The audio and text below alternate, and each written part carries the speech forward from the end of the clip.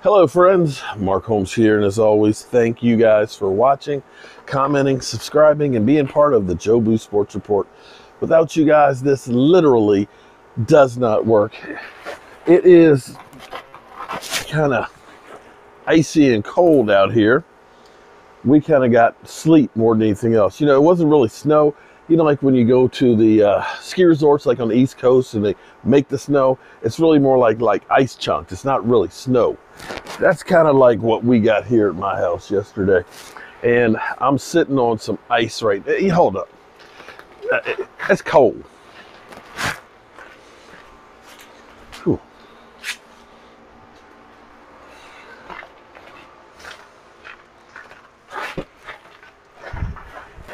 Not trying to have an ice butt here. Woo, that's better. All right.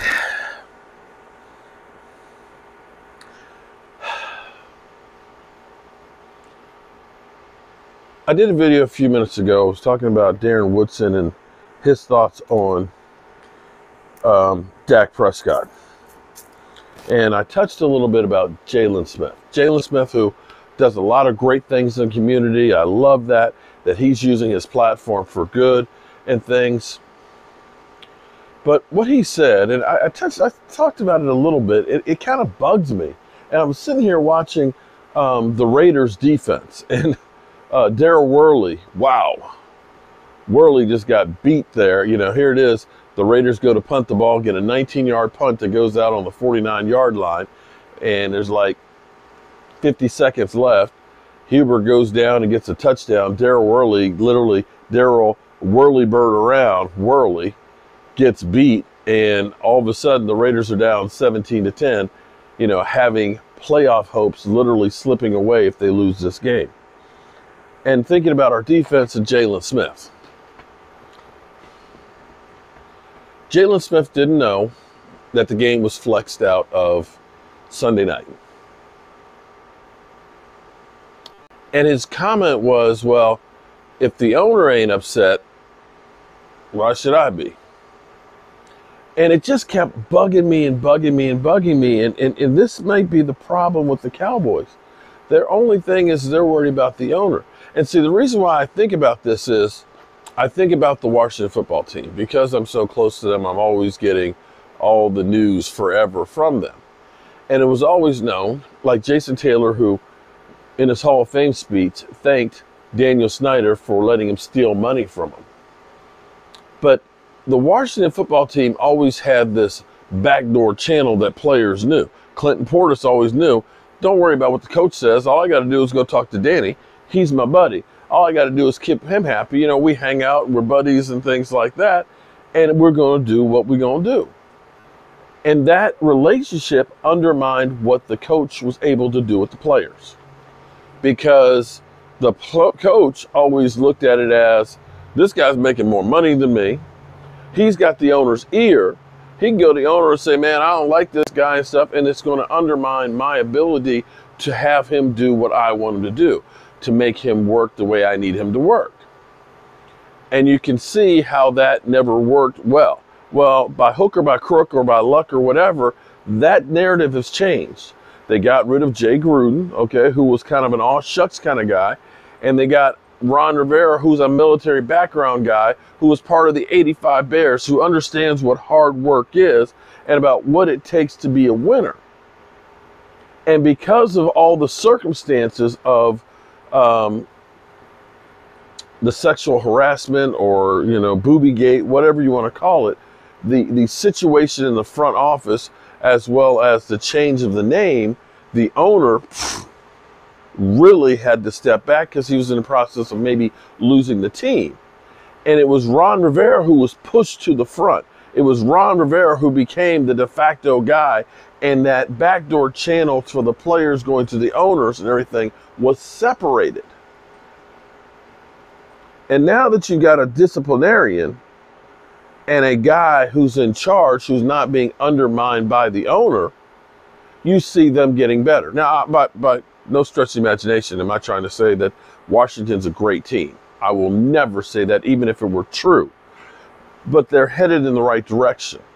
You start thinking more about what is Washington going to be like next year versus the Eagles. You know what I'm saying? Oh, and I've got something else for you Eagles too. They always say that a franchise quarterback elevates the people around him. I'm going to touch on this more tomorrow because I don't have the numbers right in front of me. But they always talk about how Carson Wentz has got long furniture to throw to, that he had no weapons and stuff.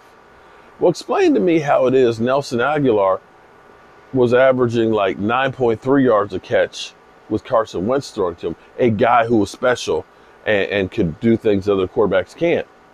But he goes to the Raiders, and he's averaging over 16 yards a catch. So was Carson Wentz holding him back as opposed to elevating him? I'm just asking. Just asking. You know, inquiring minds would like to know. But back to our Cowboys. I'm sorry to interrupt you with these thoughts. I get all kinds of thoughts when it comes to football, especially when you have a year that's terrible. You want to start dissecting it and figuring out what went wrong so we don't make those same mistakes in the future.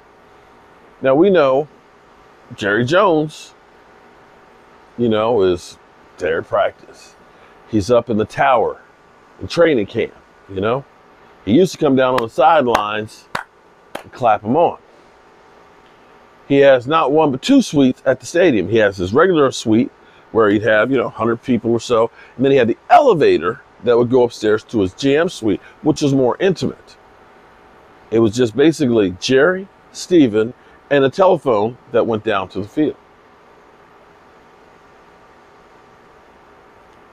So if Jalen Smith's only thing is, and I'm sure, I'm not trying to make Jalen Smith the scapegoat here.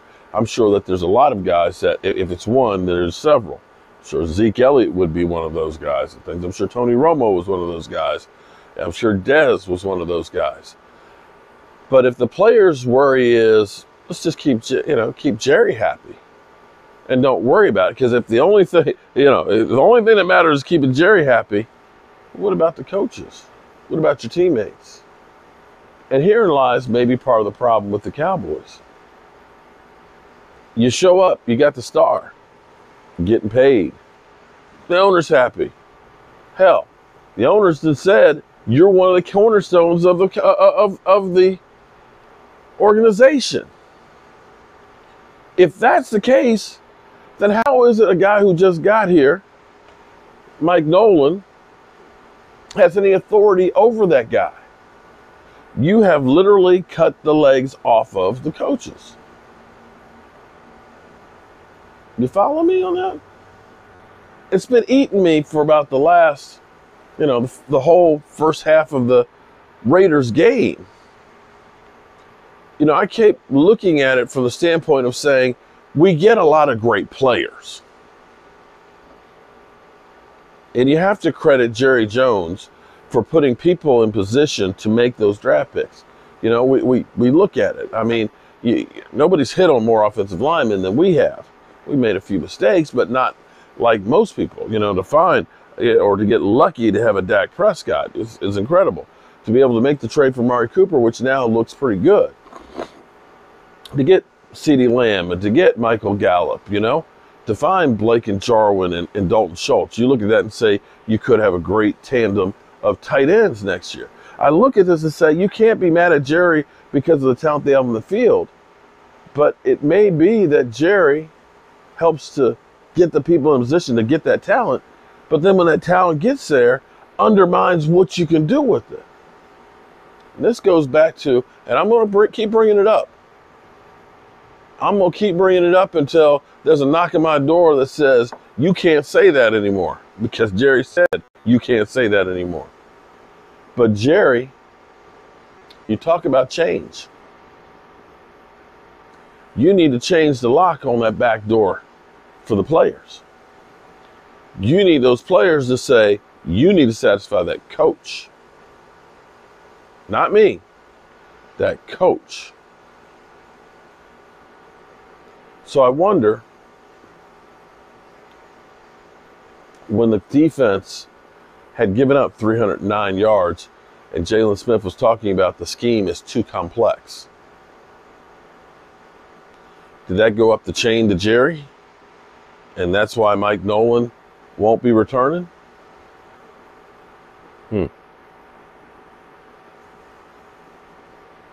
It's not good. It's not good. All right, y'all.